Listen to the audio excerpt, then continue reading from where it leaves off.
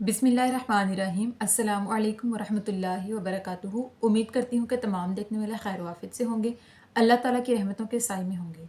तो मेरा उन्वान अहादीस नबी सल्लल्लाहु अलैहि वसल्लम, मौजू चल रहा था हज उम्रे का बयान, जिसका हवाला बुखारी शरीफ की किताब। तो आज की हदीस है कि सहाबी हज़रत जाबिर बिन अब्दुल्ला बयान करते हैं कि एक मरतबा एक आराबी शख्स नबी करीम सल्लल्लाहु अलैहि वसल्लम की खिदमत में हाजिर हुआ और आकर उनसे इस्लाम पर बैत कर ली।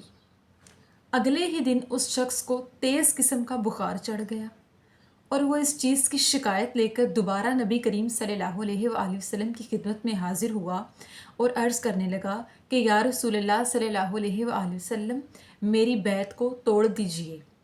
तो इस पर आका अलैहिस्सलाम ने इनकार किया और फरमाया कि मदीना की मिसाल एक भट्टी की सी है जो कि मैल कुचैल को दूर करके खालिस जोहर को निखार देती है। सुबहान अल्लाह।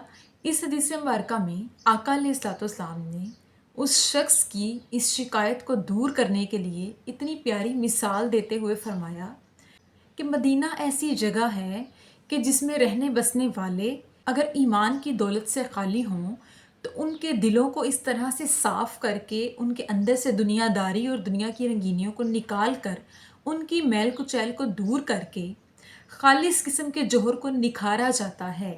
ये इस्लाम की और ईमान की शान है कि ऐसा शख्स जिसके दिल में थोड़ी सी भी मुनाफ़कत हो या कुफ़र हो या किसी किस्म की कोई बुराई हो और वो मदीना मुनव्वरा की पाकीज़ा जगह पर रहता हो, तो मदीना मुनव्वरा ऐसी पाकीज़ा और हुर्मत वाली जगह है और इस जगह की ऐसी शान है कि अपने से मैल कुचैल को दूर करके खालिस किस्म के जोहर को निखार देती है।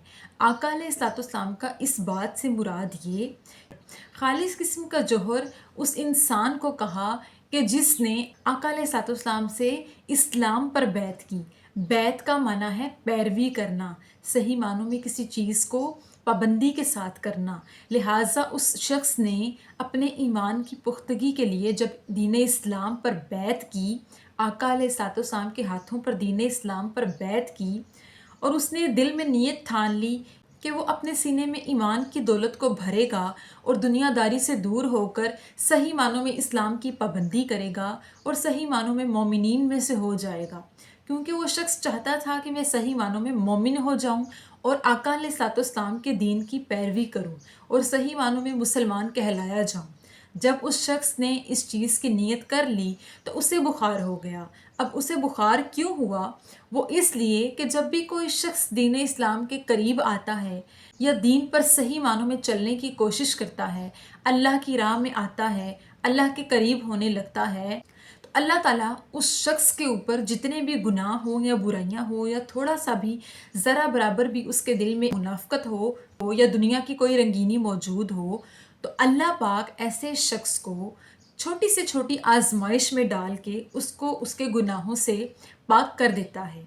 ये उस चीज़ की अलामत है। अगर अल्लाह ने उस शख्स को बुखार में मुब्तला किया तो इसलिए किया क्योंकि वो इस्लाम में दाखिल हुआ और इस्लाम की पाबंदी सही मानों में करने लगा और उसका दिल ईमान की दौलत से भरने लगा।